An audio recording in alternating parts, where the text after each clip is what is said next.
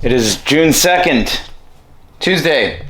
I mispronounced the month yesterday, and that's why you don't record and drive. I think I was distracted by driving and didn't even realize that. We are in June 2nd. Wow.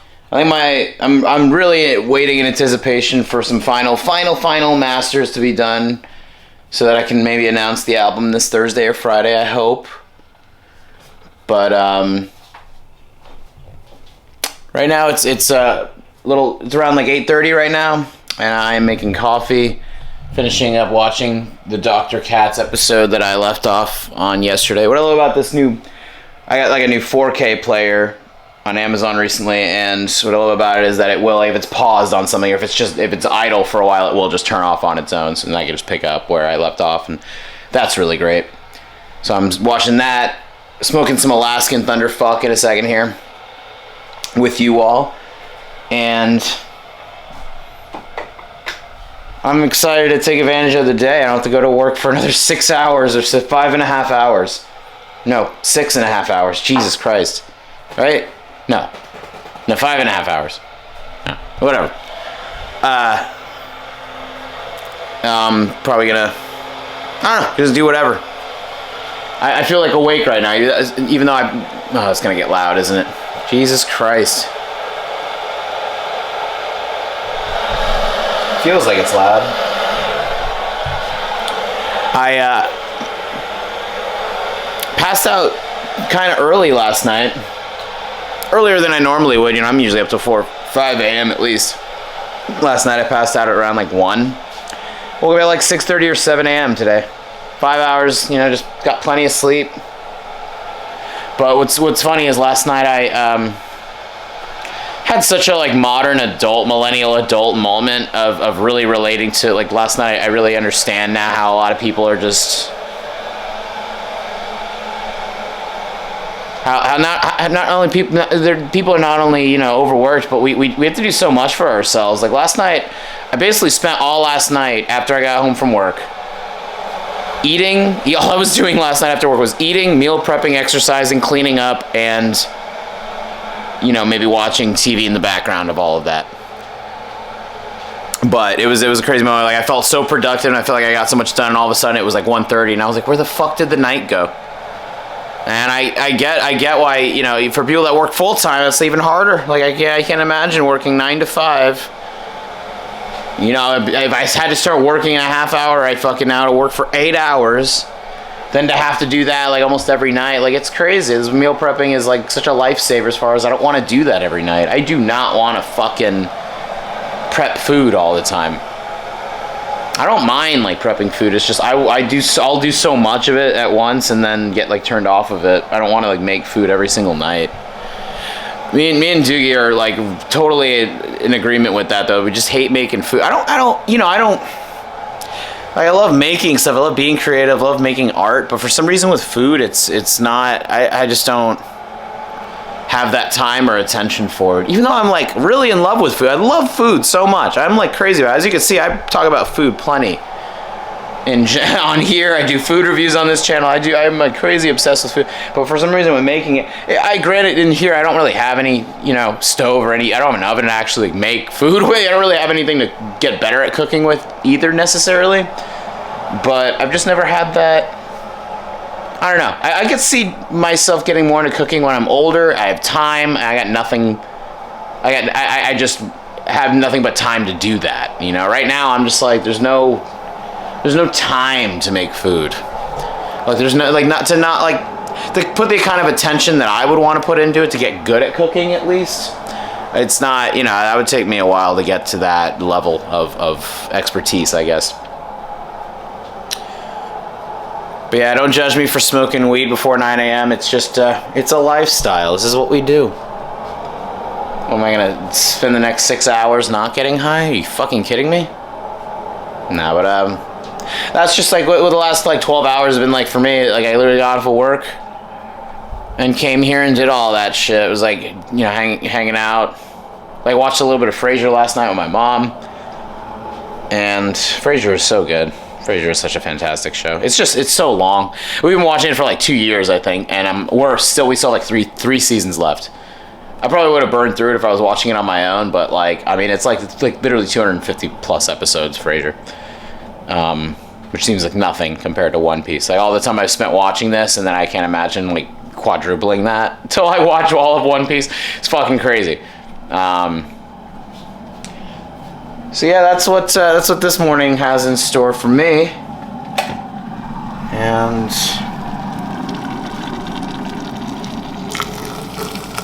I'm excited to drink some of this coffee here. Might have to run out to Publix. Like, I have plenty of food, but I want to run out to Publix to get a few things like bread and I don't know. I meal prepped a bunch of stuff last night, but I kind of want to start eating those meals as dinners as opposed to lunch. Like, I've been bringing straight up like chicken, rice, and veggies to work for lunch, and that's such a dinner meal. You know what I mean? I don't know. I might start bringing like sandwiches or something simple. I don't want to have to heat up. I don't know if I'm crazy about like heating up food at work all the time. I mean, I'm thinking about how much I use the microwave to heat up my shit too, and I hope that's like not bad. I know like microwaves are harmless apparently, like, but I'm wondering, you know, is that every once in a while they're harmless? If I'm eating exclusively microwaved meals, is that okay? I'm sure it's fine. If not, like, I don't know. I look at death and I look at like all these things that can kill me so differently now, with not only where the world's at, but like just where climate change is and what have you. I don't picture myself. I don't think I'll want to live to my 80s or 90s. Like by the time I hit 60 or 70, when I turn 60, or let's say 70, just to be, you know, just be for the sake of it, right? That'll be 2063. I'll be 70 in 2063 if I make it to 70. So by then, I have no fucking idea what the world's gonna be like. I have no idea what climate. I think about not just like the chaos of how the corruption of the government is so blatantly upon us, and how no one seems to give a shit enough to do anything about it. No one has the fucking balls to go in there and, I mean, I guess they do, but they just don't have, like, they want to do that, but they don't have the power to do that, I guess. Our president is a psychopath with money and a button, and it's just fucking scary to me. But, not only is that something that I think about, I think about climate change so much. And I've realized that climate change single-handedly, like the world being in such a different state, unless science catches up with it and it's like totally fine 20 or 30 years from now, I doubt it, because people that have the money and people that could fix that are choosing not to help with those things. You know, unless science can catch up with it, unless like we can alleviate some of those issues, I don't think that's going to change. So climate change alone and all of that shit is literally why I don't want to have kids. Purely because I don't want to put them through that.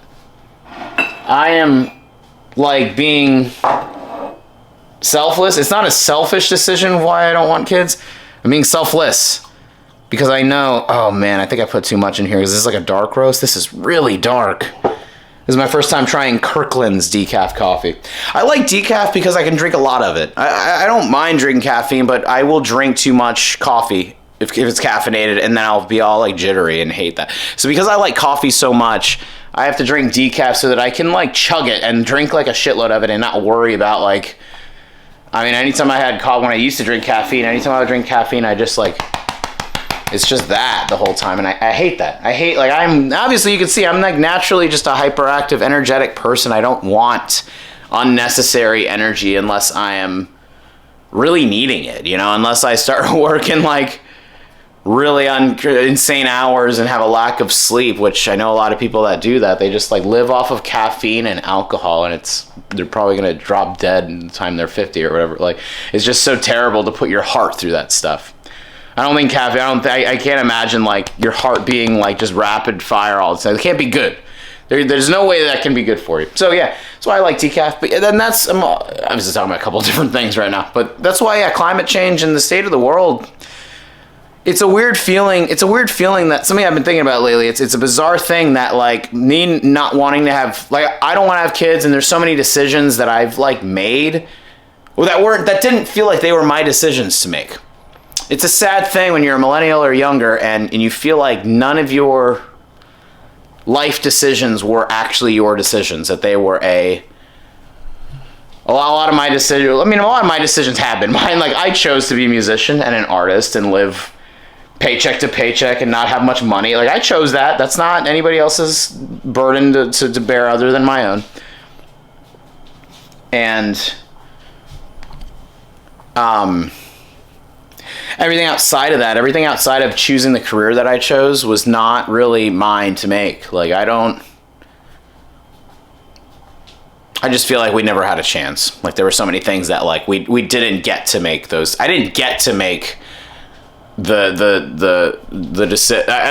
didn't get to decide, like, you know, where I would want to live or where I would want to move, or if I would even have the hopes of purchasing a home or anything like that, you know? Like, any property I get, I'm basically just going to inherit from my parents potentially, and I, you know, who knows what will happen, where we'll be at when they die, you know, when they pass on. So I don't know if I'll even get anything. But other than that, like, I don't see myself, you know, like owning a home, having children, having a family or wife. All that stuff has not really been my.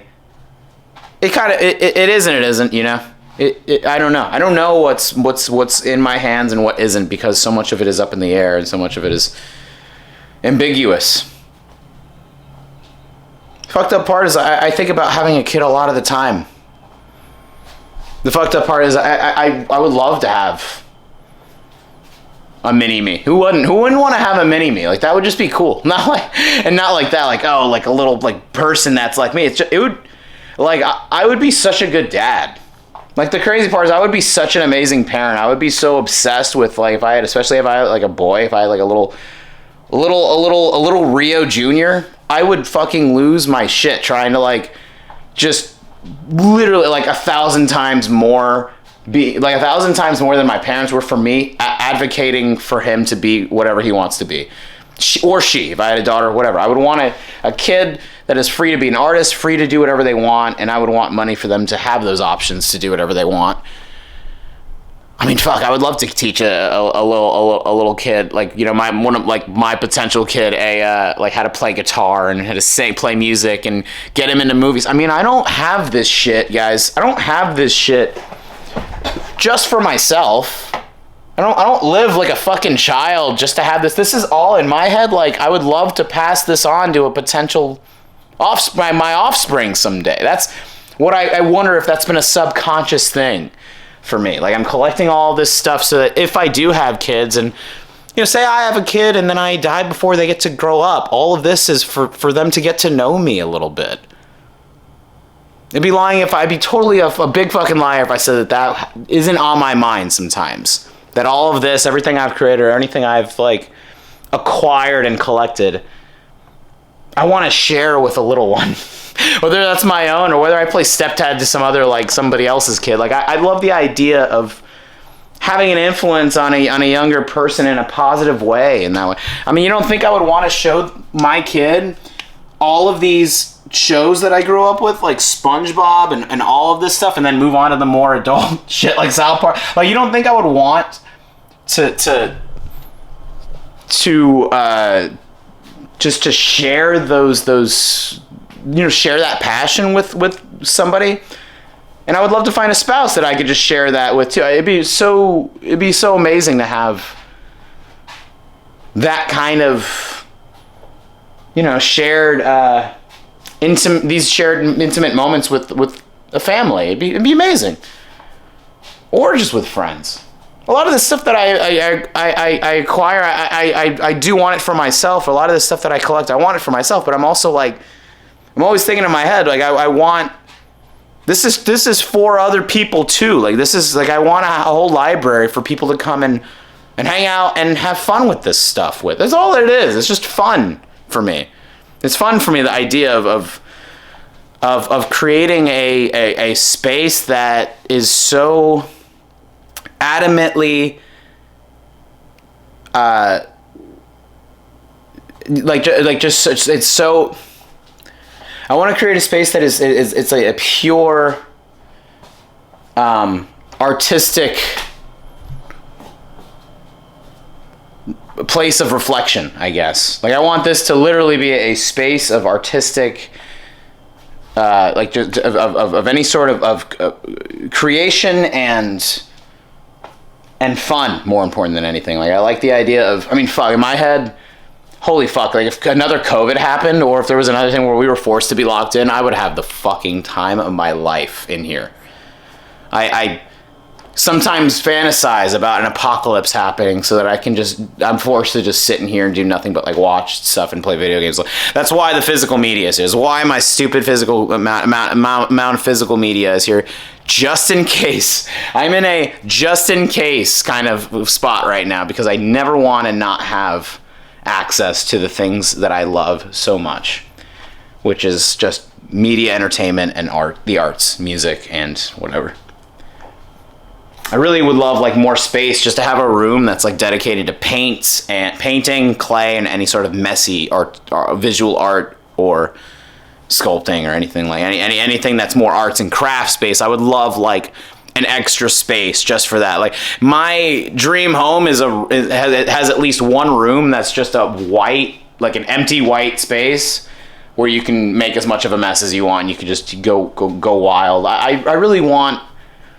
And I'm always kind of, like, just searching for artistic freedom and that, like, just being able to relinquish and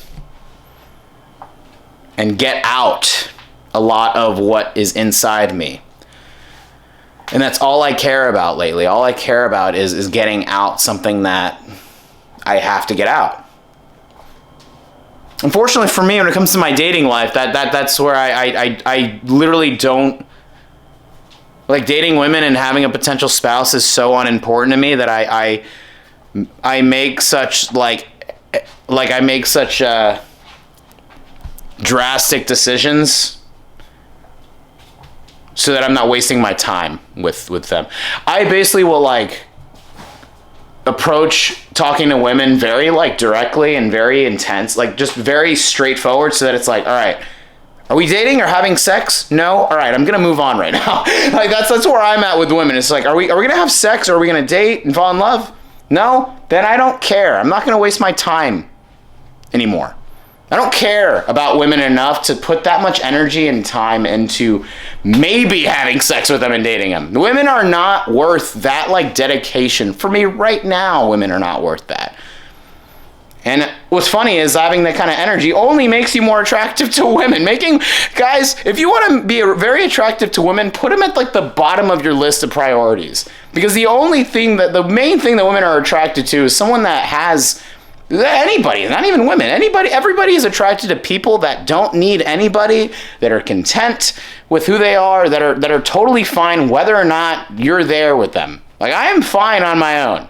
I talk about this with Travis a lot. We were both in agreement in a lot of ways with that shit. It's like, I don't need this shit. I don't need the stress of what a woman might add to my life. And I don't want that kind of relationship. Like, I am so far removed from stress or anything that I feel like is going to hinder my artistic freedoms or anything that's going to distract me and waste my time from things that are more important than that to me. You know, like, there are too many things that I have to do, and there's too much work to be done to waste time on some fucking bitch. And they're not all like that. I'm in real bro mode right now, talking about, like, and I love women. I am always wanting to hook up with women. I'm always wanting to have sex with all sorts of attractive women, but I don't prioritize that lately. Like, I literally just want to prioritize my health, especially my mental health. I want to prioritize my... Oh, fuck, see, it turned off because I left it on pause for too long. Come on, what? Oh, yeah, it turned off on me. Oh, I hit play, though. So is it going to start back up because I hit play? I don't want to leave that running, like, all the time is the only thing, too. I don't want to leave this shit just on. Anyway, I'll put that on back in a second. Anyway, yeah, that's kind of where I've been at lately is... I don't want to... You have a self-inflicted speech impediment. I don't want to prioritize things that are not only not important right now, but I just don't want to feel like I'm wasting my time anymore. Now, any woman I've ever dated or hooked up with was never a waste of time. It's always fun. It's always enjoyable. But I put so much importance on that for a while. My self-esteem was affected by that for a while. If I wasn't getting laid for a long couple months or a year, so I was like, oh my God, I'm a fucking loser, piece of shit. Like in my head, I'm like, you know, every musician or everyone that wants to be like a rock star or whatever, you know, like all of us want that, like, oh yeah, like I slay at, like every guy just kind of wants that, you know, and once you get over, like once you let go of that need for physical, you know, intimacy specifically from a woman. Like I still have physical contact with friends and I hug my friends at work and family. We need touch. We don't always need like sexual or like that kind of intimacy though. We do need it. Our bodies and our biological makeup wants it. But the way modern society is, the way things are, like it's too much fucking work, man. I don't care about anybody enough to put that much effort into them. I don't care about my friends anymore. Like I care about my close friends, my acquaintances, like all sorts of friends that I have through the grapevine is all like people that I'm not crazy close friends. I don't care about them either. Like I don't really care about anybody that is not here in the fucking right now, right in front of me right now. Nobody else fucking matters. Nothing matters other than the present moment and me just existing in this right here and now. That's all I give a shit about. So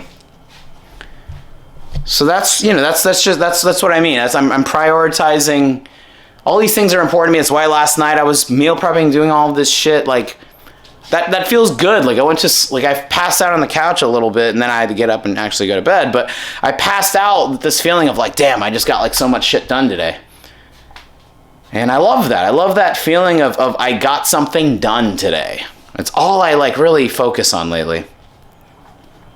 It's funny, like when Travis and I get together and how much we talk about just like and Doogie too, like Travis and Doogie like get me when it comes to how important this shit is and how much we want to do it. I love seeing Travis. He's been releasing like music and he's been like posting videos of himself playing and doing all this, and it's like we both were like doing Tricky Slam, this other channel that I have. You could find it in the featured channels on here, but we were doing Tricky Slam for a while, for like couple months straight. We were really grinding that out and trying to do that. And, you know, then we stopped. And it's nice to see that both of us are still doing stuff, you know? Like people that want to create or people that want to do this shit. You want to be a writer or a musician or an artist or whatever, producer. You want to do that shit, then you have to do it right fucking now. There is no fucking waiting for this shit. You don't have any fucking time. If you want to leave some words behind, in the words of Bukowski, you got to leave some words behind. If you want to do that, then you would do it. Anybody that wants to be a writer, you have a smartphone. You can write anything that you want ever, all the time. And you never have to worry about losing it. You have it backed up on a cloud forever. I only write songs on my phone now purely just because I don't want to worry about losing them. You know, writing shit with pen and paper hits different. I love that, but that shit can get burned or wet or destroyed. Lyrics on my phone will never go away. Like, that is there forever, because even if my phone gets destroyed, even if I break every device from Apple that I have, I can buy a new one and download the backup cloud. That's fucking... That is a miracle that every single writer before the 20th century, 19th century would have killed for. And you have access to that, and the fact that you are choosing not to do that means you don't really want to do it. There's so many people I'm close to, so many people like want to do things, they want to be writers, they want to do this or that, and it's like you are not doing it right now, which means that you don't really care about doing it. And that's, again, of course, timing shit is always like, I get that. That's not your own. Life is too chaotic to always be able to do those things, and that I completely get. But even in the worst times of a writer, even in every single situation ever, is every single experience you have has something worth writing about.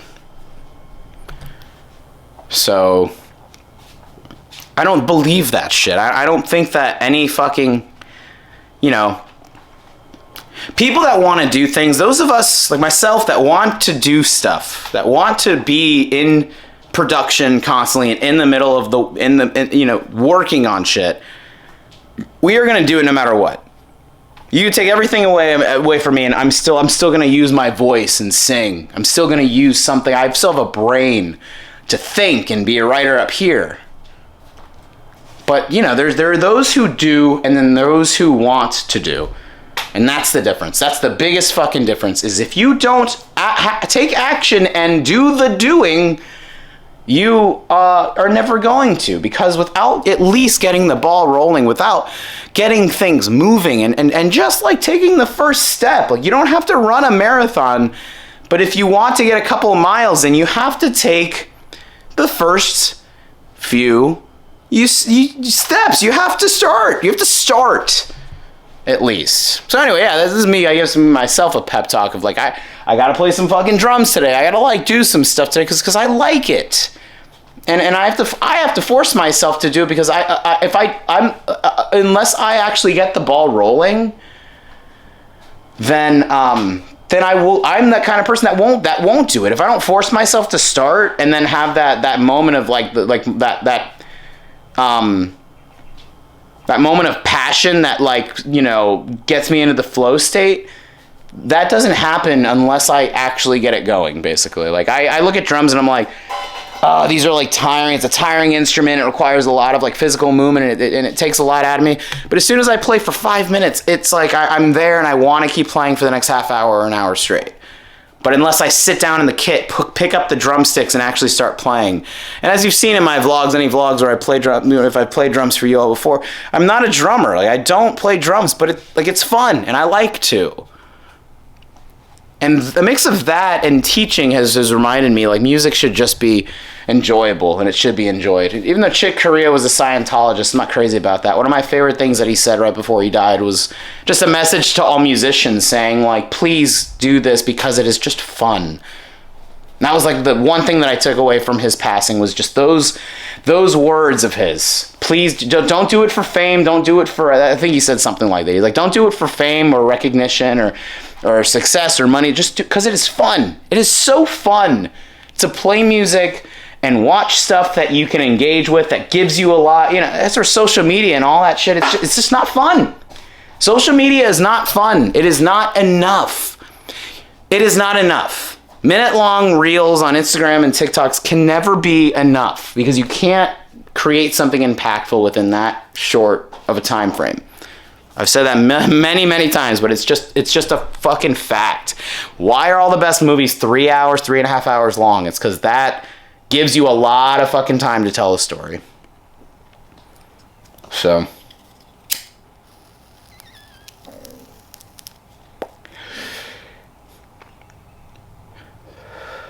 woke up feeling real like ready for the day, I guess. That's what exercise does for me. I got some dumbbells recently, and I was working out a little bit last night. Ate really well yesterday. Like, I ate so, not like crazy clean. I got like so much of everything that my body needs. And this Alaskan Thunderfuck is literally the best tasting weed I've ever had in my life. This and Blue Dream are my favorite sativas ever. And this is like the tastiest bud I've ever had. I swear to God. It literally tastes like candy. Alaskan Thunderfuck literally is like a candy weed. It tastes like,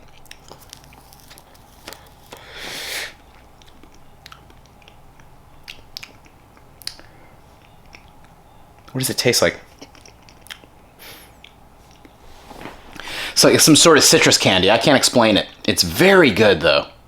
Very strong. 36%. A couple hits, and I'm fine. Like, I get very stoned off of that quickly. But I'm feeling that pep, that self-pep talk right now. I'm feeling that, like, oh, I gotta take advantage. Like, if I don't take advantage of this time, I mean, how would I feel if I just spent the next, like, 5.5 hours before going to work? If I just spent the next 5 hours just doing nothing but like scrolling on my phone? God, I would rather fucking die than be just stuck in a room with nothing but a phone to entertain myself. I would literally rather, if I was in like solitary confinement and they allowed me a phone, I'd rather just sit with my thoughts and lose my mind, because I think that would be significantly more entertaining than being on social media.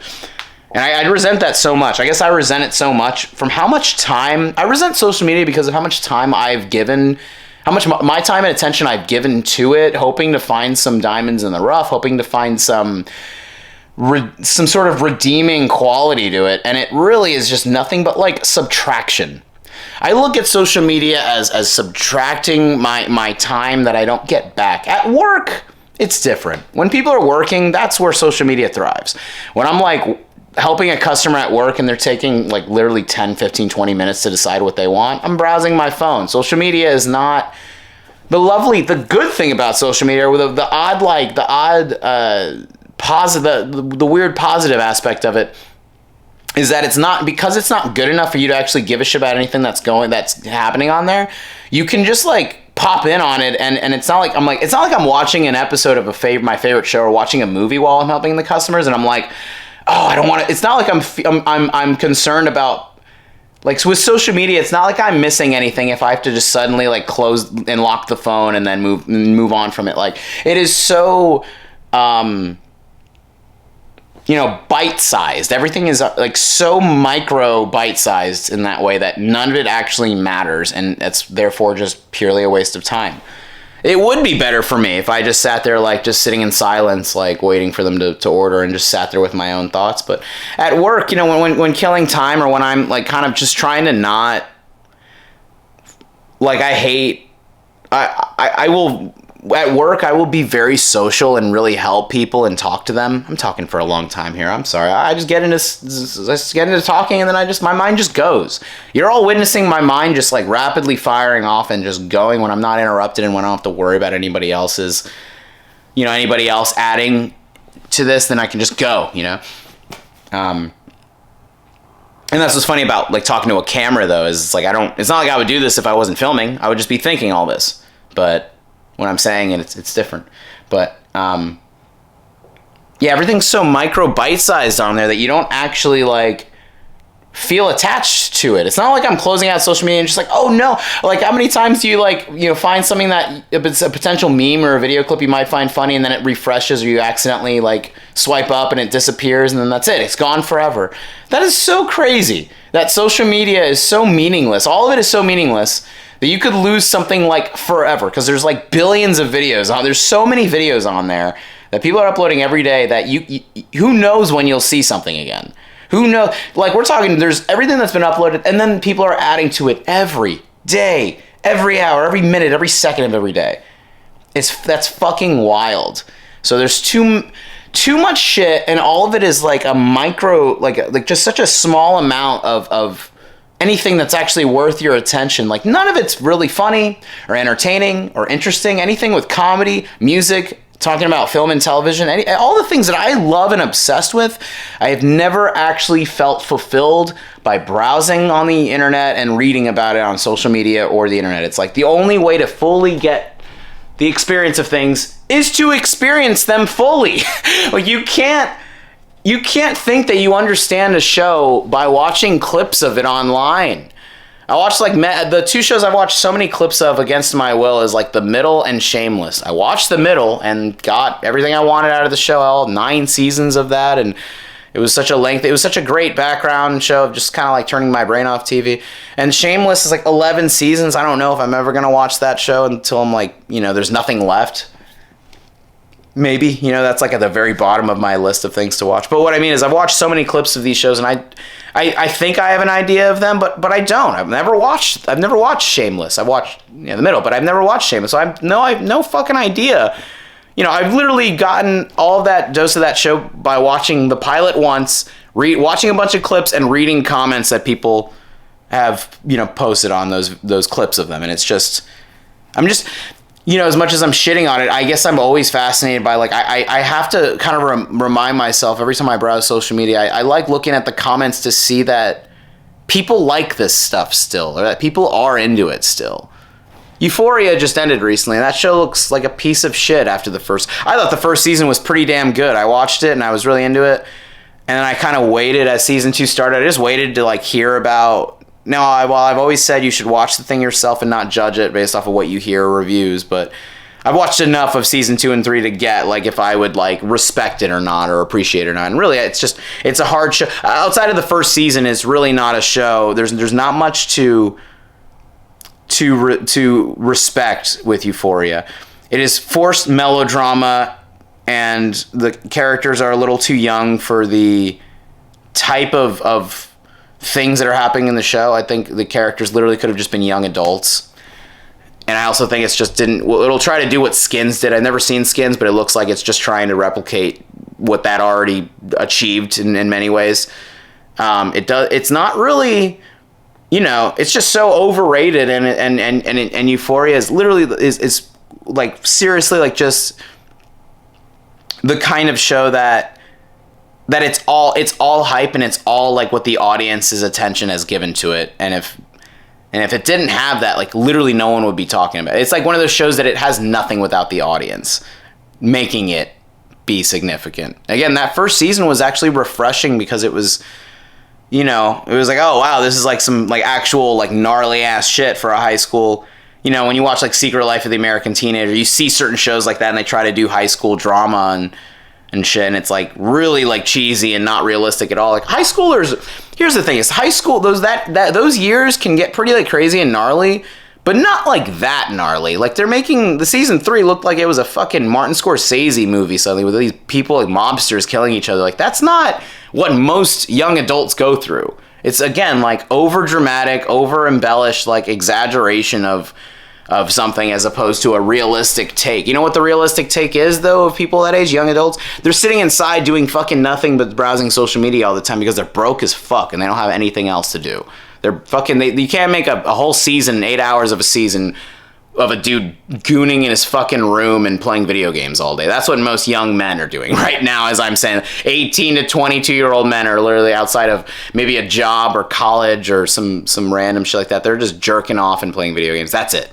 And then young women are, in my head, either doing OnlyFans, becoming wives and mothers immediately because of how that just will always, women will always want to be, want that more than men, most likely, and their biological clocks are like women are nowadays. I picture, and anytime I talk about women, I'm treading lightly and always trying to be like have a soft approach to like my language and like how I might criticize them because I don't want it to come off misogynistic at all. But young women, I feel just young people, I bring them up a lot because I feel so sorry for them, I guess, is what I really want to point that out.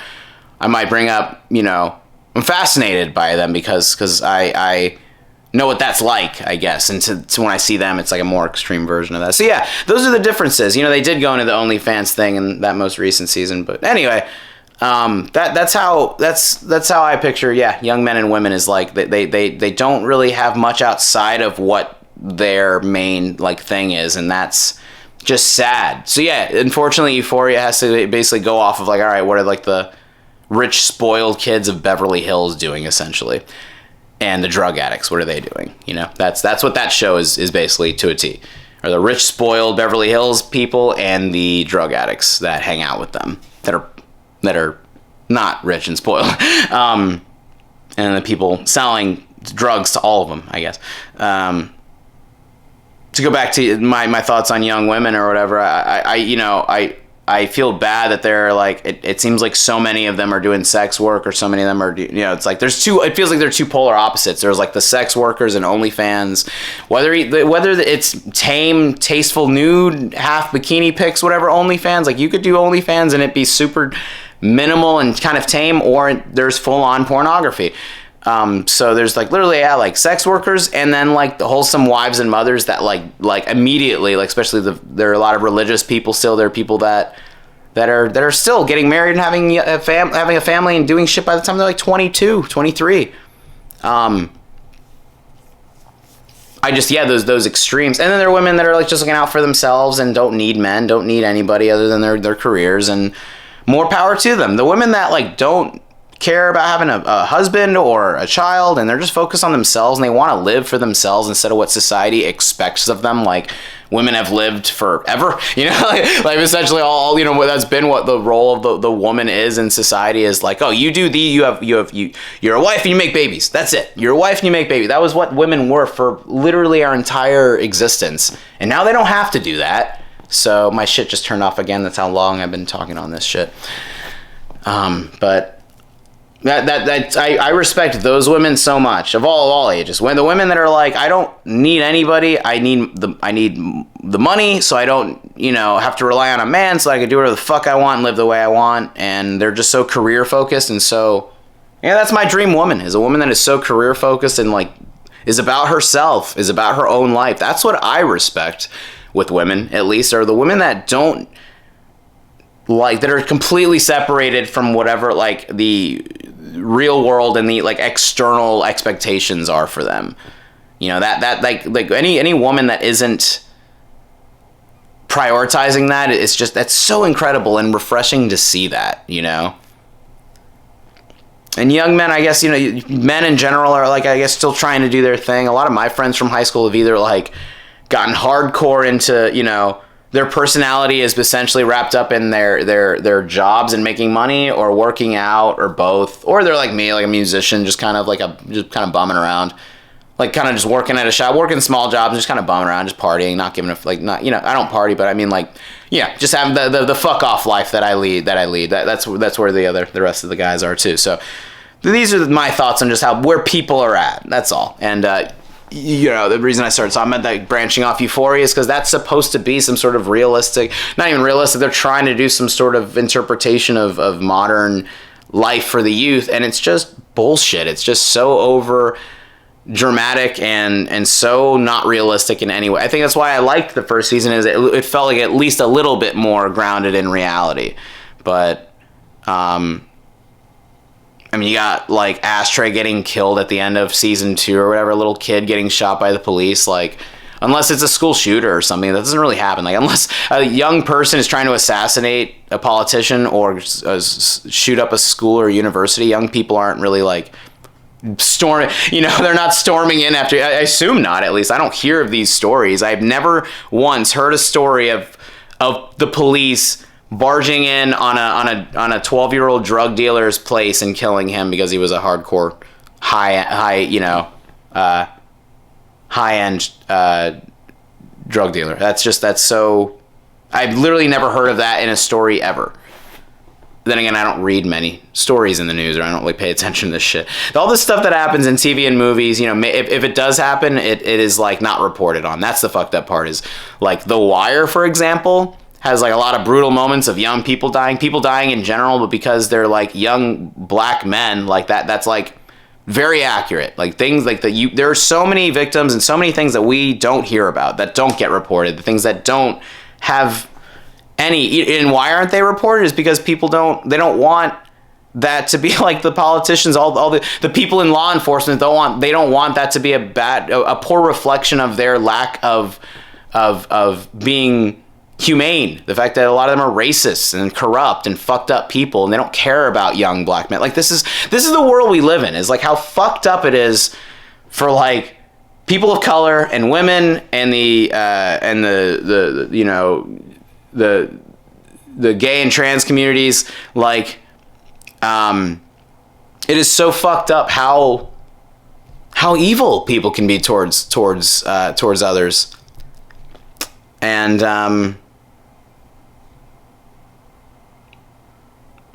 so I get really depressed a lot of the times. It's because I'm always thinking about just the ongoing corruption and absolute like lack of humanity, lack of compassion that we are always witnessing in real time, because nothing like any of those stories, like, even though I'm saying how much goes unreported, a lot of the crazier stories do get reported. We do hear a lot of the, like the Murdoch family or the Epstein Island. Like, you hear about the Diddy parties and shit. You hear about all this horrible, fucked up shit that people essentially didn't do anything about for decades.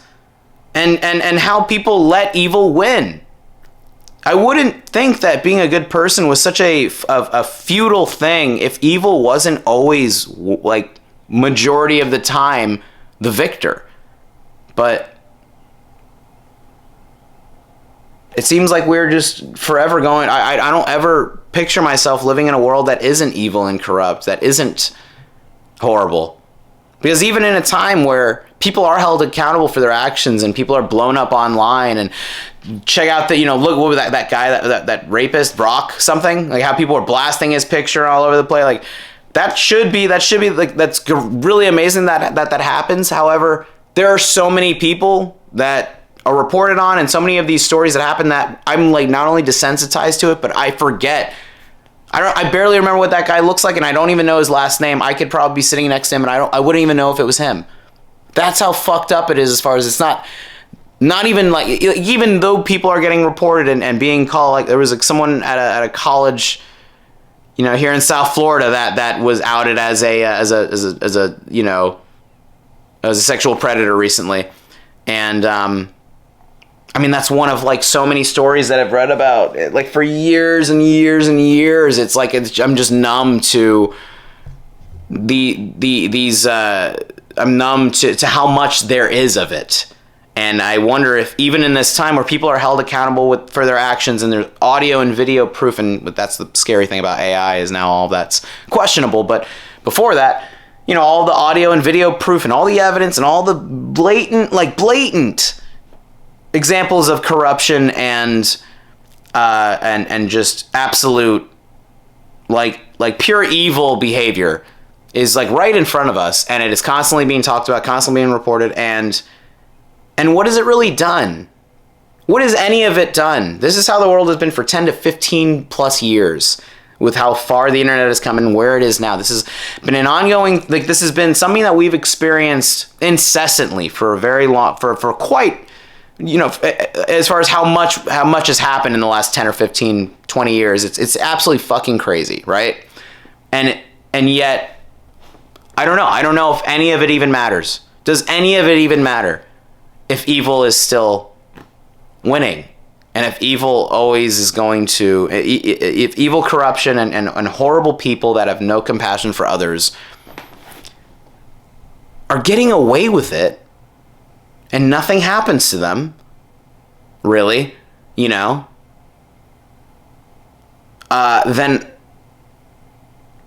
I don't know. What the fuck kind of world are we living in? It's the antithesis of everything I grew up with. Everything I grew up in, from, up until I was a teenager at least, everything I experienced was the opposite of that.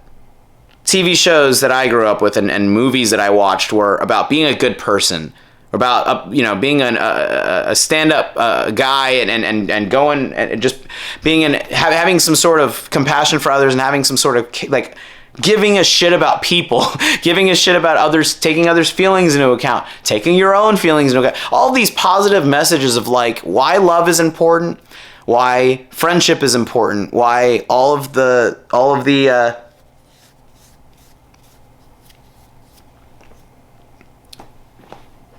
things that human beings are capable of have to be like absolutely preserved and cared for. All of those things that make us like incredible at the same time that people can be so evil. People can be so loving and sensitive to one another and really amazing in that way too. But I grew up with that's all I grew like I grew up with like Hey Arnold and shows like that were so they were about they were all about how life is precious, how people are fucking precious. And it matters. It fucking matters. Your behavior matters. The way you affect other people and then what you say and what you do is important. And all that feels like it is completely fucking pointless now. All of that feels like all of those important morals and guidelines and those themes and those story themes that made me believe in being good when I was growing up, that made me feel, like that was important, have slowly died. And I've experienced them like a really long cancerous terminal illness. I have experienced my love and compassion for humanity slowly get drained from me because I don't know if it matters anymore. Of course it matters. And it's not like it's all gone. I just mean like I'm looking at the world so realistically now at this point. I'm just trying to be realistic with myself and be like, well, like what exactly, how is the world in the world is so fucked up, man. You people are so fucked up. So many of you people are so horrifyingly bad that I feel that I have to disassociate and detach myself so that I don't absolutely lose my fucking mind with how batshit crazy the very idea of that is. The very idea of that is absolutely batshit fucking crazy as far as how you are. People are so good at compartmentalizing whatever they need to in order to be able to rest at night and be able to lay their head on a pillow without, feeling bad about it. People always convince themselves of whatever they need to in order to feel like they're not a bad person when they could be, when like the very nature of that, not holding yourself accountable and taking responsibility for what you've done, that like not doing that means that you will never grow and you'll never learn from your mistakes, which is all that we have. All that we have is personal and potential growth to be the best versions of ourselves. And the fact that people choose not to do that absolutely infuriates the hell out of me. It infuriates the fucking hell out of me because I can't stand people like that. I can't stand you if you're like that. And I wish that you would just accept that it's okay to be wrong and it's okay to acknowledge if you've done something bad. Because without the acknowledgement of it at all, then you are literally you're just a bullshit person who's causing nothing but negativity. I'm like such a negative person, but my actions, I always try to make sure my actions are the opposite. Always. Because I think that what we do versus who we are very different things. And well, they cross paths a lot of the times, but what I mean is what our actions are and what we do doesn't have to be entirely who we are. I've done a lot of stupid bullshit, and I've cut back on drinking so that I can cut back on doing stupid bullshit and saying things that make me feel like I'm a bad person. And cutting back on that has just made me feel like I'm coming back to like just to the good sides of myself and the parts of myself that I do admire and that I do love. And it's not easy. It's easy it's easy to be careless. It's not. And it's very hard. It's easy to be careless, and it's very hard to try to keep these ideas and keep all these things alive. It's very hard to believe in love and to try to still believe in the basic compassion and humanity that people could have. Because the world just kills that in you. It just absolutely poisons you. But you can't let it. You have to essentially, have your own personal antidote for that. You have to have your own internal way of cleaning all that shit and trying to shed some of that off of your skin, and so to speak, which is what I'm trying to do right now. And I'm prioritizing all that stuff. Like I didn't prioritize my health or my mental health. Like I literally ate whatever I want, drank alcohol, would just treat my body so poorly, and it 100% affected my brain too, and affected who I was. And until I nipped that in the bud, and finally, until I really stomped it out into the fucking dirt till it was a little fucking nothing, that's what I've been trying to do recently. Until I stomped that out, I wasn't, I wasn't able to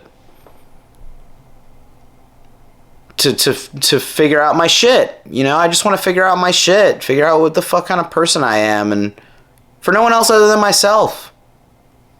I don't know if I like posting these videos so much as I like having a reason to kind of give my thoughts and just say things, because I'm such an auditory person. Unless I hear myself saying something, I don't know if my thoughts are real. I don't know who I am or what my personality is unless I am expressing that. It's only through expression and being in that outwardness of things, only through doing that do I feel that I'm real, that I'm here, that I'm actually existing.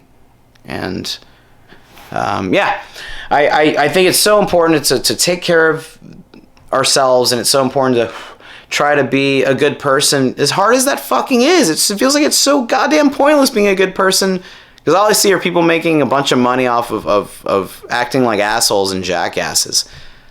Even if they're not harming people through pranks to get Twitch followers and stream that shit and gain social media attention. Even if they're not doing that, even if people are just posting stupid bullshit videos of themselves online, it's so it's just, I don't know. I feel like everyone's got their head up their asses, and their asses, like their asshole is the fucking phone, basically. Like your phone is essentially your like, I feel like the phone and social media just makes everyone like, you know, like that smug episode of South Park where all the people in San Francisco love the smell of their own farts or whatever the fuck.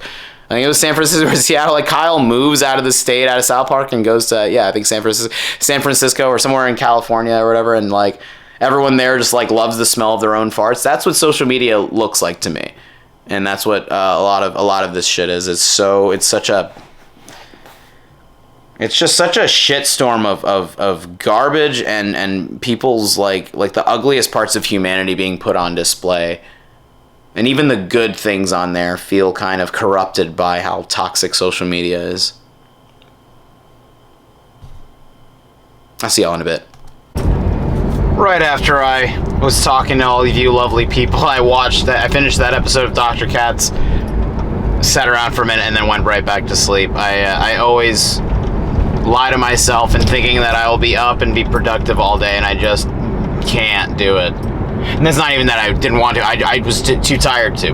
I'm always too tired to do anything before noon, apparently. It's just fucking crazy. I went to sleep. I took at least like a quick, hour long, another like hour of sleep before I woke up at like, 1 or 1:20. And then now I'm on my way to work here.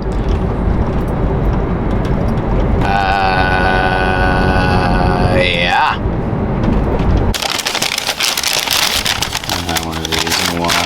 Oh, that's not chocolate glaze. Oh, well. Like chocolate frosted. These are good too. I went and grabbed some coffee from Pome Pass. I'm gonna enjoy some coffee and donut. A game that like was free. Yeah, so I'm playing fucking Skate. EA Skate just had an update. I'm talking with Rob just now. And basically they opened up a new stadium, and just like the Isle of Grom, which is like this island or whatever specific like island place that they had separate from the main map. Just like that, you basically have to either get the premium pass or pay 250 of your in-game currency to get into it.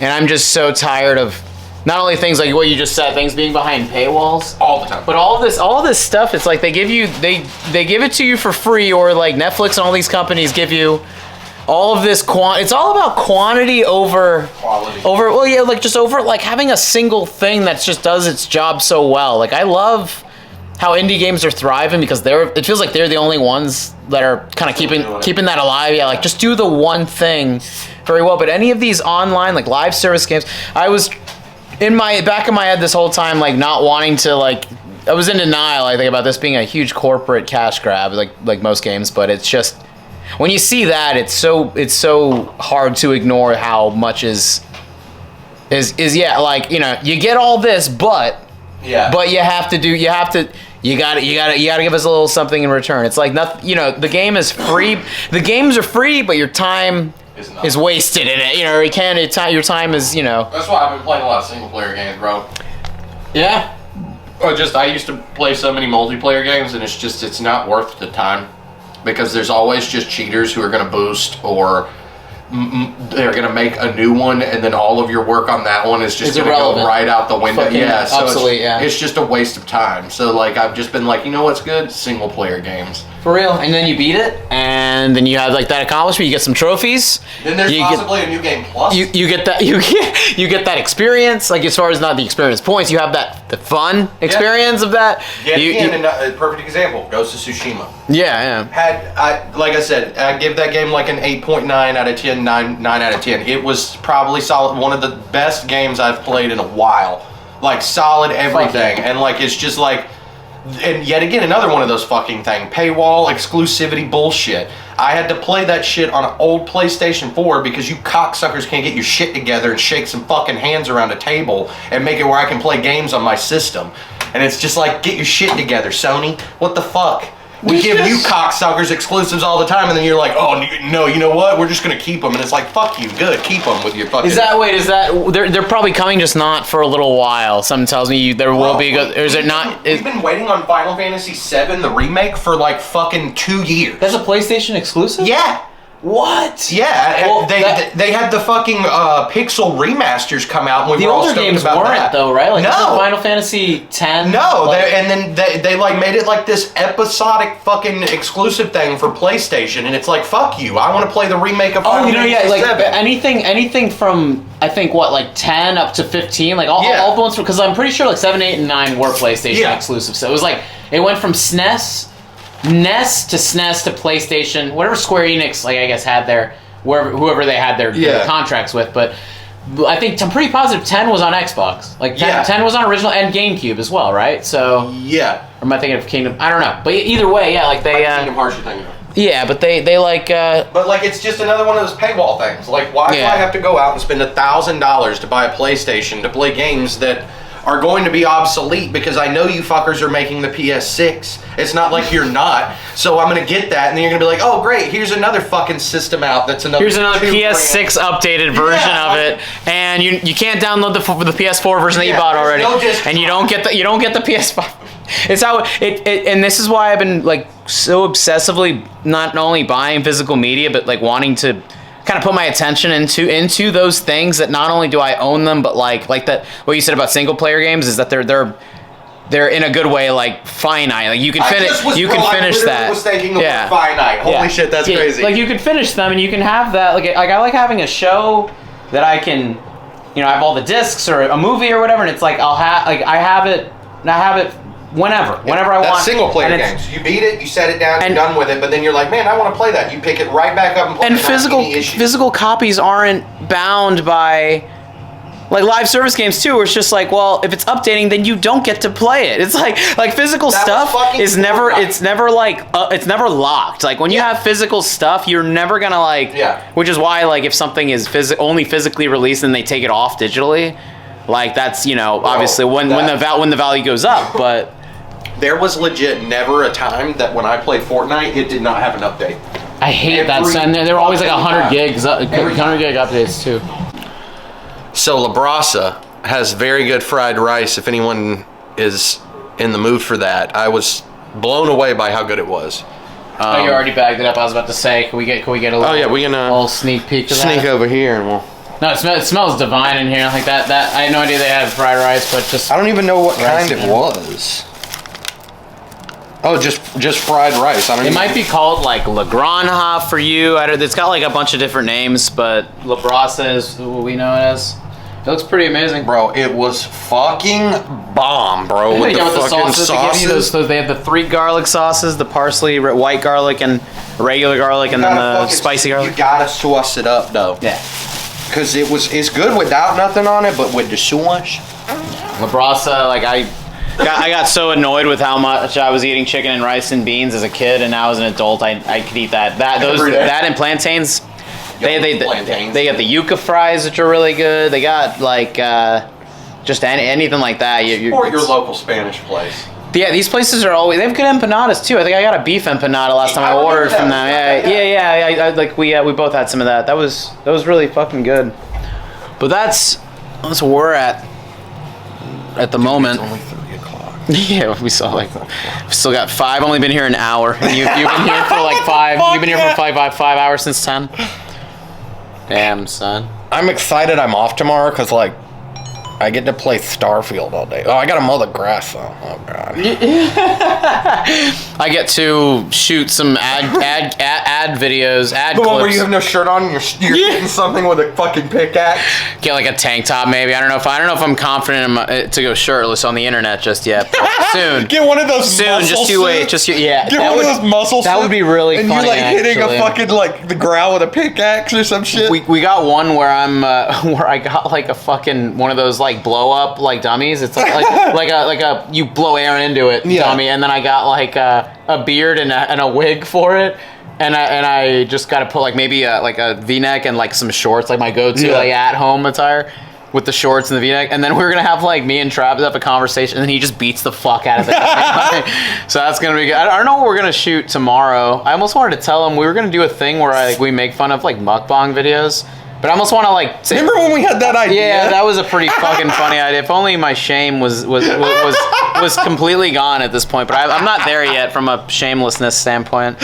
Like I literally was so hyped about it. And I was like, dude, we're gonna do that. And then the next day I was like, yeah, I can't do that. I can't do that shit. I have an image I have to uphold. Yeah, kind of, to some extent. I almost want to like say fuck making fun of mukbang culture and shit. Like I don't want to contribute to that. I want to tell them tomorrow. Like I want to tell them tomorrow. Can we just go to Arby's and I just show people my Arby's order instead? I'd rather be a voice. We'll just go to Arby's and I'll show them my bare ass and they'll give us burgers for free.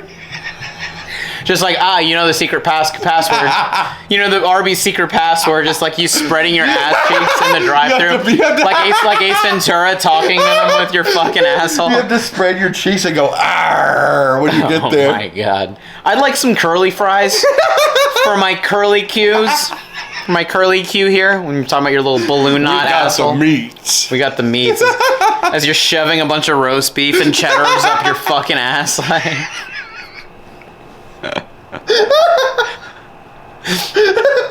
Just another Tuesday at the Hermit. At the shop. Oh my god.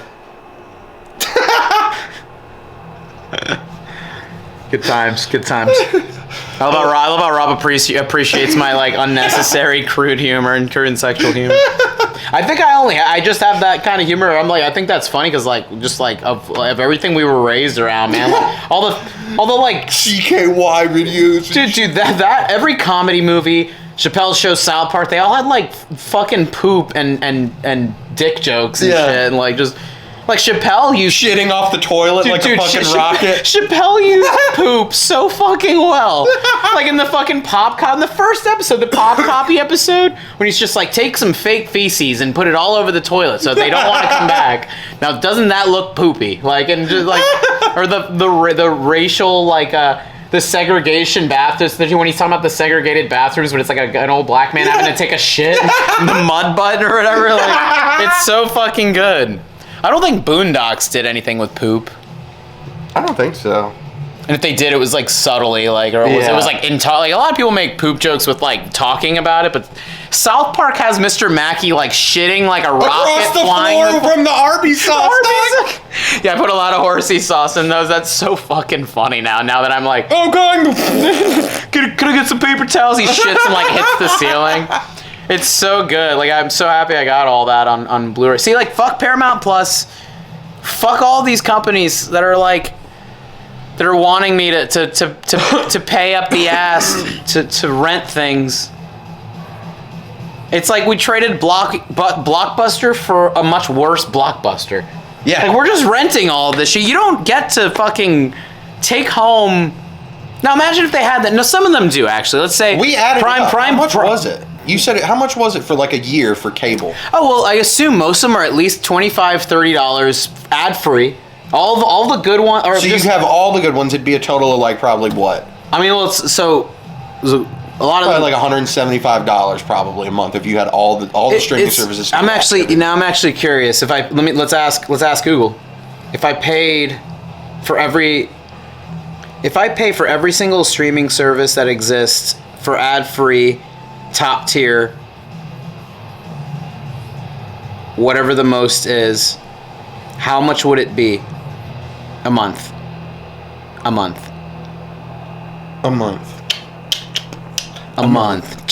You were right, $170, $215. Wow. Over $2,000 annually. So, I'm kind of spending a good little bit on physical media right now, but the equivalent of that is 1 year of all the streaming services and again, you don't own it. I'm paying for it, but I own it. As long as nothing happens to it physically. And that's you have it forever. You guys have a lot of your physical media. How long have you had those? I've had my games for fucking years. Almost 10 years. I still have my GameCube. Damn.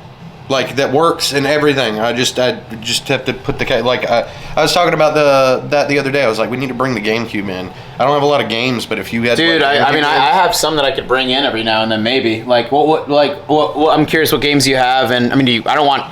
Like, I brought, like, duplicates or stuff that it's like, I don't... You know, I could still play the Xbox that I have at home, or like if that's the only one you have. I think that's the only game. But do you play? It's like if you don't play it, then bring it here and play it. When next time we come over to your house, I'll bring it. I almost want to bring the Switch back here, but I'm also like, Don't you have another Switch? Yeah, the reason I took mine home is I didn't feel like it was. I didn't feel like I was playing it enough. It was just kind of sitting there. Not only that, but to be honest, the fucking well, we were just talking about how like you don't get to do what you want with the stuff that you own. I think we were talking about. I was talking about that with Blaine and George the other day. The Switch, basically Nintendo now made it to where you have to have a virtual card, your virtual game cartridge. I remember can you only telling me be about yeah. that. So like Yeah, you can set the camera there, So so you don't before, well, it'll probably be too low. I don't know if it'll capture us. That's all. I don't mind holding it. gotcha. I don't mind holding it unless you want it. Unless you want to hold it for a second. That's where I just I'll either hold it point it at both of us or like on myself. But like as long as I honestly look at this as almost like these are like daily. Not podcasts, but I assume people listen to these more than anything. It's like, whatever. Anyway, yeah, so Switch now made it to where you have virtual cartridge. Before, I could have had the Switch here and mine at home and played all the games I have no matter what. But now, it has to have the virtual thing. It literally has a little animation of it going from one console to the other, and you can only use it on one console at a time. What? So they did that so families have to buy multiple copies for their kids. Yeah. And before it's like, okay, like if you say everyone had say you had a buddy that had a Switch, I could like give him my login and he'd be able to as long as I think even if I was playing it, that's how good it was, is like you could have multiple people playing it at the same time or whatever if you wanted. But yeah, now that they did that, it's just annoying because like I think if something happens to the Switch here, like it doesn't update or it dies then I can't play it. Yeah. Like if you're not allowed to, if you're not able to switch it from, or at least I don't know, they just either way it's complicated. You own that, you should be able to play it. Yeah, like it's just fucking dumb. Like as far as like. And yet again, another fucking thing. Yeah, I hate about live fucking games is you can't pause a game for more than like fucking 5 seconds or you get disconnected. Yep, now I have to log back. It's like a 15 or 20 minute. It's fucking, it's stupid. It's the dumbest shit ever. Yeah. Like, that's the best thing about single player games. I pause Starfield, I get up and go piss, get a drink, beer, whatever I want, come back. Whatever your settings are, you can turn them off. Yeah. But like you could have your settings like where right it turns where I left it. Yeah. It's crazy that like you can't play a fucking game. You have to like be playing it constantly or to log you out. Because they want your time and attention. But money isn't enough. Here's the scary thing about the future that we are living in now and the future they're heading into is money isn't that like money is a big deal. It'll always be like a necessary evil in society, whatever. But companies are not after your wallet so much as they're after your time. Bo Burnham worded this much better than I did. He said essentially, because all the land in the world has been eaten up and all the real estate is being bought up, there's nothing left physically, like property-wise or land-wise to get. That they are after your time. They're after your attention and your time because that's all that they can come after now. Yeah. So essentially, not even with this, but not only with this, but mobile games, anything that's gambling, anything they want you to spend as much time as you can in it so that you become addicted, so that you constantly justify buying new premium passes and buy the next game because you already think, well, I've spent so much time in this, I might as well keep doing it. There are people that play the gacha games, the games that are all like loot boxes, and they spend thousands and thousands of dollars on them because they want the specific loot or they want this. So it's like crazy how freemium, the freemium isn't free. South Park made an episode about that as well. But it's a very real thing where it's like your addiction. They're everything from social media to casinos to any gambling apps, mobile video games, live service video games. They're all triggering the part of the brain that loves like dopamine, that wants that quick reward, the quick reward. Basically, like the slot machines specifically at casinos, the penny games that are like you can win hundreds of dollars just by sitting there, maybe mindlessly putting pennies into it. So it's people want to feel like they're getting a lot for a little, which is why all these games like you logging in. The game's like rewards. They want you to constantly chase that. Ooh, I got something new. And it's what Pokemon cards are now. It's what all collectibles. That's why I stopped playing Fortnite, bro. The graphics got good, but then it started running bad because the graphics were too good, and then everything was just like $40 to get like a skin that was so bland. There was nothing. They're like, get this streamer guy that like is like a new skin, and I was like, who the hell is this?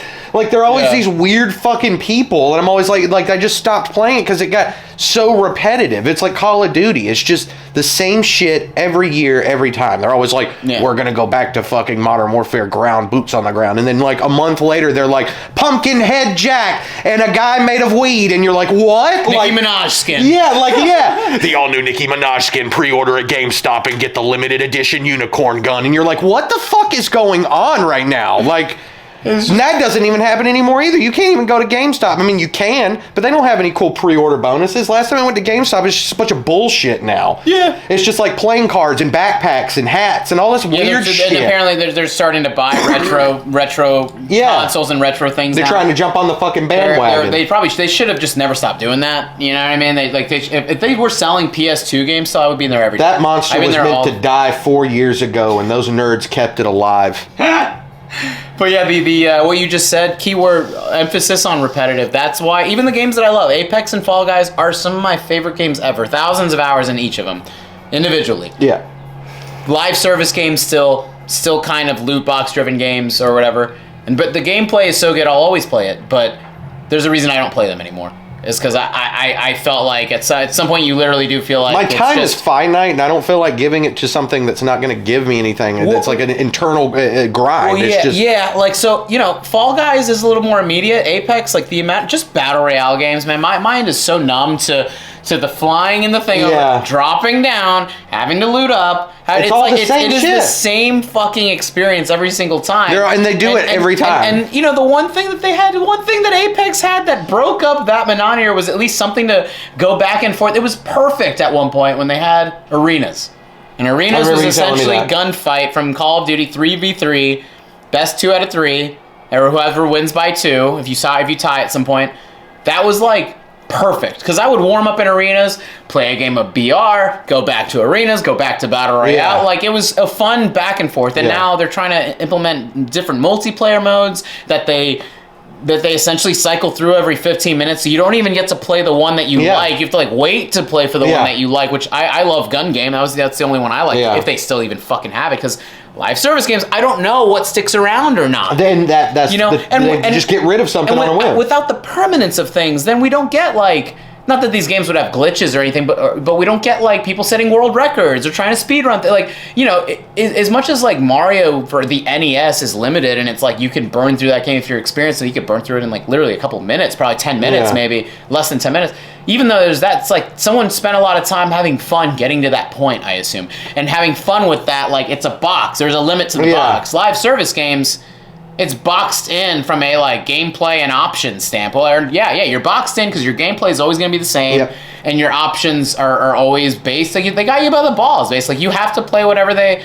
I really miss arenas. Like, they brought it back for 2 seconds and they got rid of it again. You know, it's like they that's another tactic too. It's just like, hey, you know this thing that you really miss that you want us to bring back? Here it is for like a week. That's fucking Call of Duty, bro. That shit is so fucking annoying. Like, and another thing in the new, they were like, the all new Call of Duty, check out the multiplayer footage, and it's like, great, you took out Omni movement, the one thing that you guys had that was actually like, okay, you got rid of it. So great. Now it's back to the jilted fucking... Like permanently? Like, it's like... I guess for the Modern Warfare series, like, when it's just not there. Which is dumb, because you still have the Battle Royale part. So what if they save that for Black Ops? Because that was like... I'm assuming that's what they're going to do. Yeah, which is stupid, because it's fucking Call of Duty. It's a fucking universal series. Yeah. Just put the fucking controls. I will never pay for a Call of Duty game again, because I spent, I think, at one point when I bought like Modern... When it kind of like came back with Modern Warfare... 2019 like was like... solid campaign. Warzone was fun. Like, we had just hit COVID, and Warzone was like, everyone was playing the fuck out of that. Yeah. Like, COVID, did I say COVID, right? Yeah. COVID was, because that was like 2019 is when it came out, and then COVID hit like 21. Like, Warzone dropped. Modern Warfare came out, then Warzone dropped in 2020. Like, right around February or March 2020. They must have been like, they're like, thank God. But like, not thank God for COVID, but they were probably just like, oh, that works out for us. Thank God. You know, in that way. But what's it called? Like, that was the shit for a minute there, and and I will always like cherish that like specific memory because Warzone was this like, you know, everyone could. I mean, I had like private games, a private game of like 12 people in at one point because everyone was able to do that, and that was the most fun I had playing video games in forever, and that was you know, that was great. But once after that, what was it like? Black Ops Cold War came out, then I think Vanguard came after. I think I like bought those few. I bought like just all I bought was Modern Warfare and Cold War. Black Ops Cold War, and then I think I stopped. Like once I heard Vanguard was coming out, I was like, fuck that. Then I got back into it once I heard Black Ops 6 was good. Yeah. Once I heard Black Ops 5 or 6 was good. I think it was BO6 recently because BO7 just But BO6 I heard was once they had the Omni movement and all the like. Once I heard like I saw that those gameplay was updated, I was like, oh fuck. And then I was playing, and you know, not gonna lie, man, Black Ops 6, playing fucking Nuketown and Black Ops 6 and how clean the movements are. Like that's the thing. Sometimes the gameplay is like chef's kiss. Like you feel like you're in 2007 again. Yeah. Sometimes you're in 2006, 2007 when you play Call of Duty. You have that. They know that too. They know that they're holding Nostalgia. on to the people that felt that at that, because Halo completely like shit the bed and they shit the bed on that and lost that forever ago. But Call of Duty, it like they only have nostalgia going for them. I think Pokemon only has nostalgia going. None of the new Pokemon games I hear hit or miss. The diehard fans love it no matter what. But I played Shield for a little bit. Sword and Shield was the one that came out in like 2021 or 22. It's okay. Like I don't hate it or love it. It's all right. But what I mean is, it's nuts how these people are making, you know, making a lot of money for, you know, from the people that are like, there's that one guy that comes in here and he's just like, you could tell he buys every Call of Duty game, doesn't even think about it, like doesn't give a fuck what it is because they don't want to miss out. It's the FOMO with Call of Duty is a huge part of it. Man, and I was like that, but like it's just literally the same game every year. And I feel like if they just took like an extra year or like we're gonna not make a Call of Duty for this year and we're gonna take 2 or 3 years and make a really good one, I'd be like, like because every year they just spew out the same shit. Every fucking year they're like new Call of Duty and it's the same fucking game. I mean, not even it feels like every 7 or 8 months. Yeah, like that too. Remember I was telling you the same shit. You get a fucking game, you start grinding relentlessly. Yeah, I'm gonna get to the max prestige, and then you're like at 8th or 9th, and then the new one's coming out, and it means fuck all because none of your shit carries over. That's where I was leading with that, by the way. Before I forget, I bought all 3 of those Call of Duty games. 180, but I think I even bought like Black Ops 4. You were telling me you spent $100 something. Yeah, like a Black Ops 4 I even bought because that was the Black Ops 4 was the first battle royale of Call of Duty. So even that one I bought. I remember buying just like at least like a handful of them. Spent at least $180 on like 3 or 4 of them, maybe some $200 something, and all of that is like irrelevant now. Like all that is like, or not even irrelevant. It's like just a limited user base, which means that.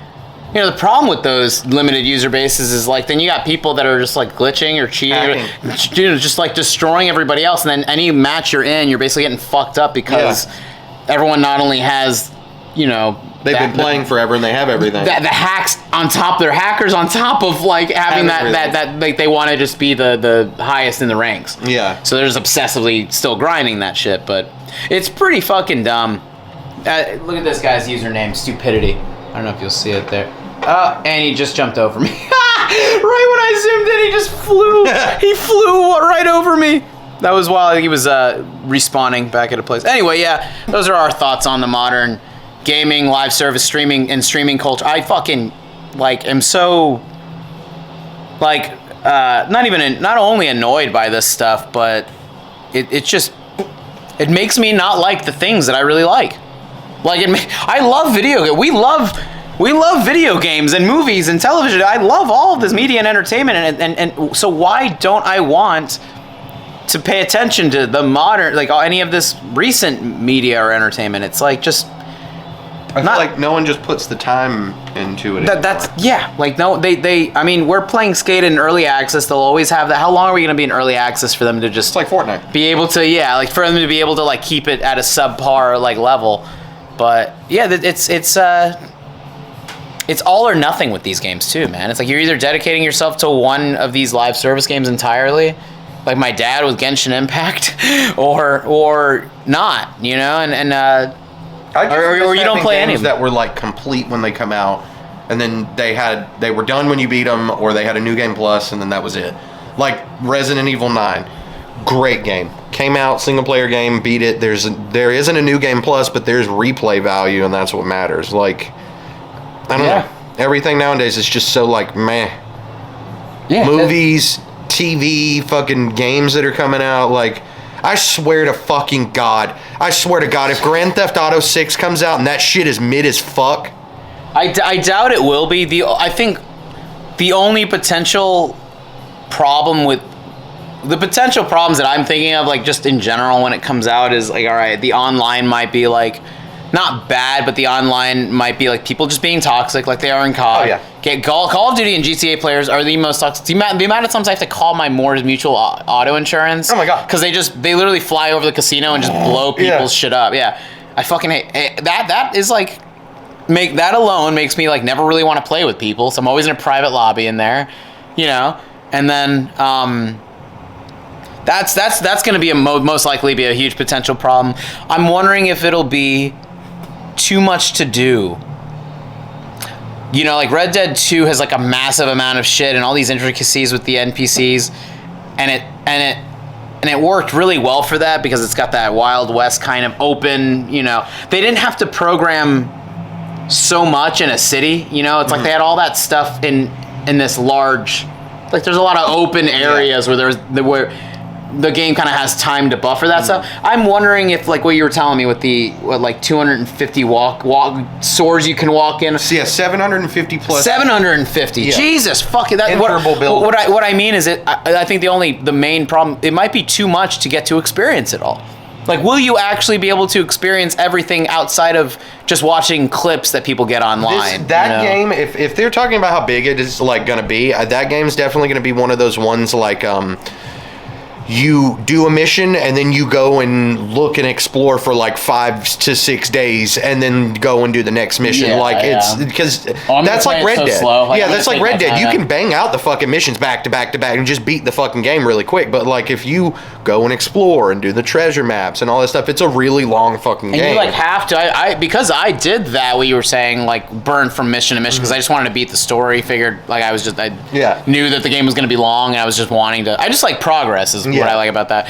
But now if I were to play it again, I would probably have the opposite approach, because I was thinking like, damn, how many side things did I miss from doing that?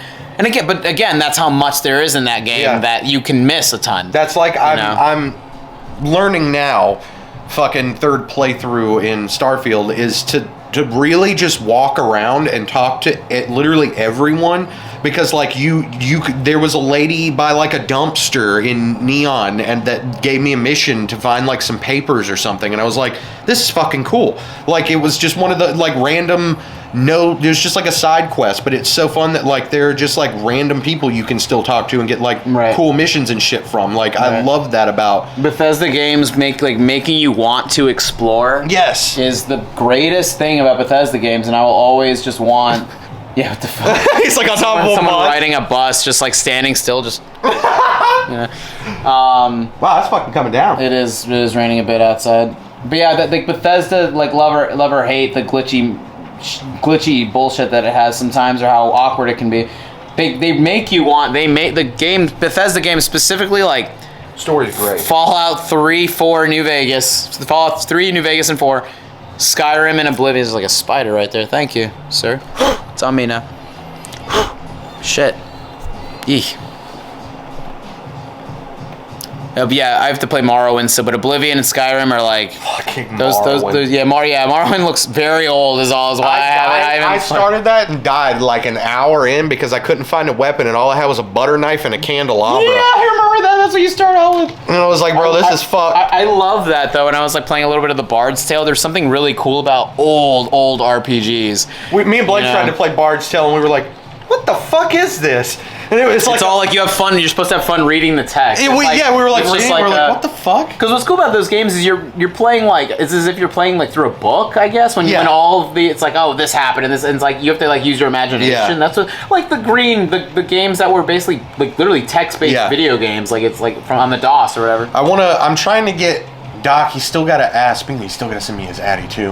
But I'm trying to get Doc to talk to his dungeon master. He has a group of people that he plays D&D with on Sundays.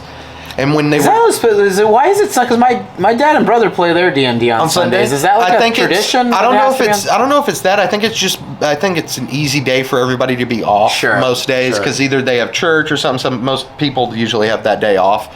But I was telling them that when they did their D&D during COVID, they did it remotely, like via Zoom and stuff. Yeah. And I was telling Doc, I was like, bro, ask your fucking dungeon master if you can send me the fucking character making chart, and I'll make a character, and then just Zoom call you guys when you do it on Sundays, and I'll fucking play Dungeons and Dragons with you. And he was he was like, I don't see why you couldn't. And I was like, I can go get 20-sided die, however many sided die, cuz. I played that once. I played it once with an ex-girlfriend and her brother and their family, and it was so fun. Like when you have someone who's a good GM, and that's what they're called, right? The DM. I'm sorry, I'm thinking general manager in any job. I'm used to having a job, I guess.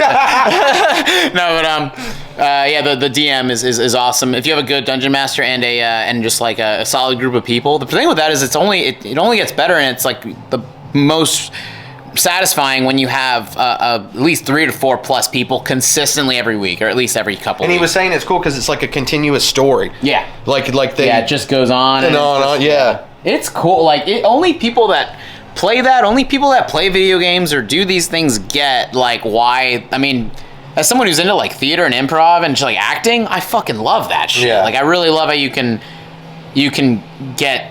You can get sucked in. The fact that it's like the ultimate. You can get sucked. You can get sucked off and sucked in. Dungeons and Dragons for COD players. No. For COD players. For COD players, get your free Monster and Pizza Hut redemption codes.